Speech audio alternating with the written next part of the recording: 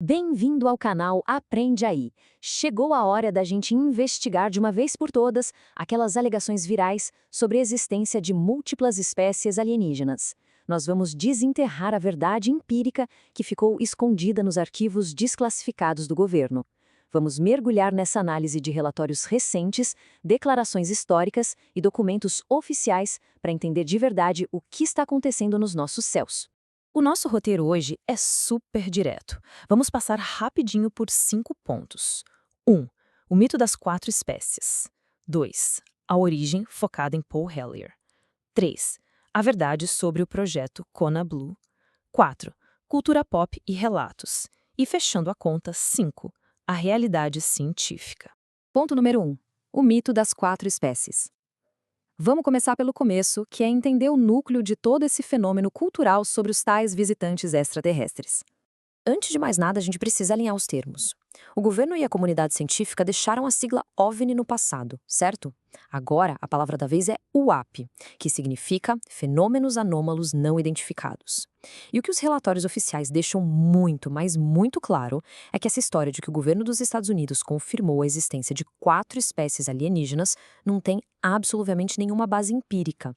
É, no fim das contas, uma construção cultural criada por uma bola de neve de boatos, o que nos puxa para a parte 2, a origem com foco no Paul Hellyer. Porque a alegação sensacionalista de 4 espécies não saiu de um laboratório, mas sim da boca de um figurão da política.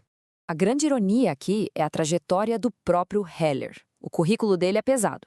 Ele foi nada menos que ministro da Defesa Nacional do Canadá lá nos anos 60.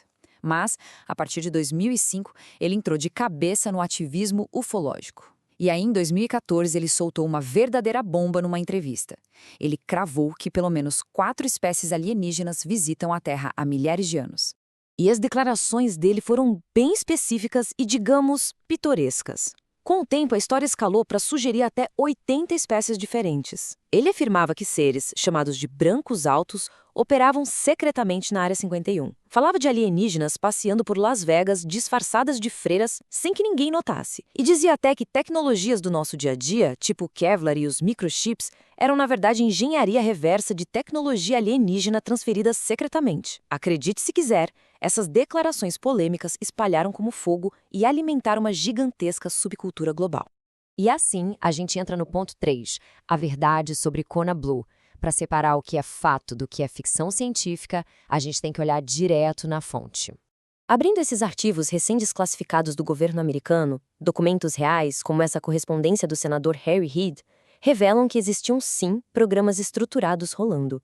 O ATIP, ou o Programa Avançado de Identificação de Ameaças Aeroespaciais, é a prova de que o assunto chegou a ser discutido nos mais altos escalões do legislativo.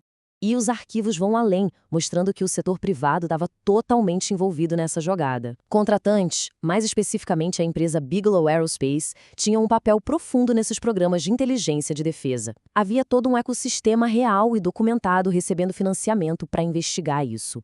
Só que aí entra o choque de realidade. Esse memorando da Agência de Inteligência de Defesa deixa bem claro qual era o foco inicial: identificar ameaças aeroespaciais avançadas e tecnologias não convencionais que fossem um risco. O problema?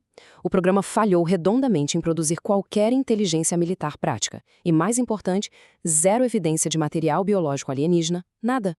A sequência dos fatos a partir daí é fascinante. A agência cancela o programa original e aí o pessoal que estava envolvido tenta salvar a ideia, apresentando um projeto novinho em folha, chamado Kona Blue, para o Departamento de Segurança Interna.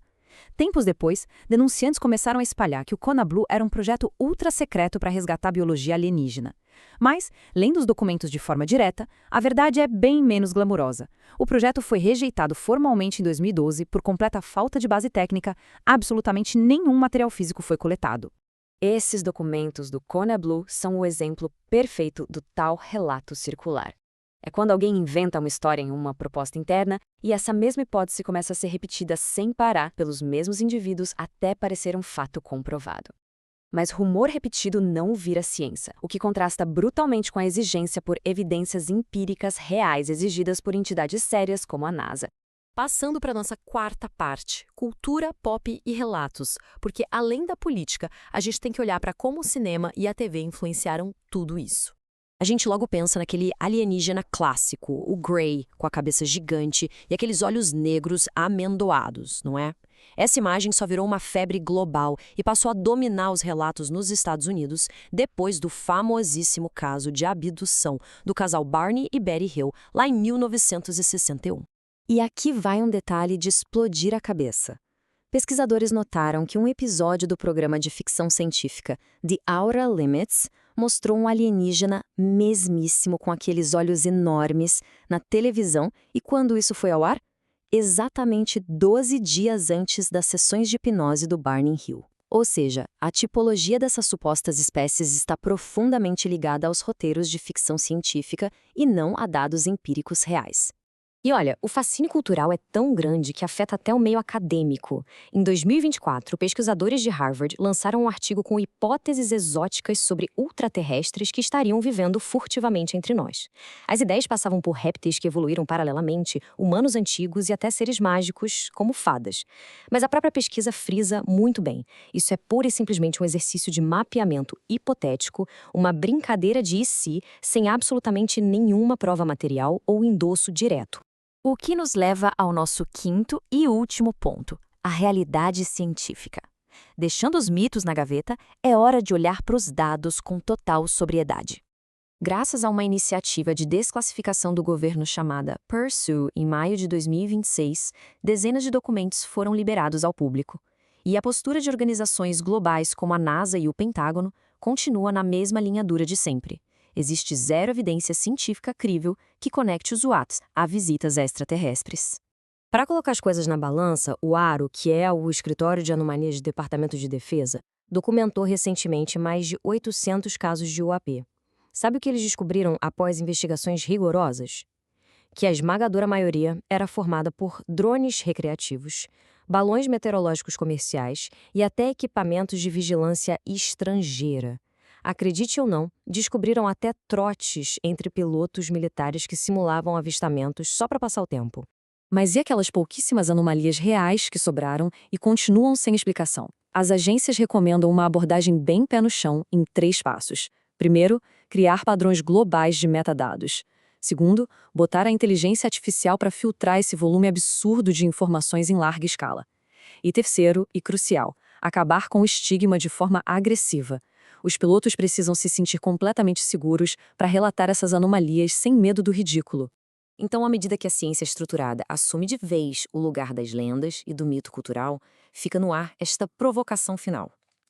Quando tivermos sensores supercalibrados e a inteligência artificial operando de forma global, o que essas novas ferramentas vão de fato desvendar sobre o que realmente voa acima das nossas cabeças? O algoritmo quer te manter ocupado. Nós queremos te manter inteligente. Se inscreve no Aprende Aí.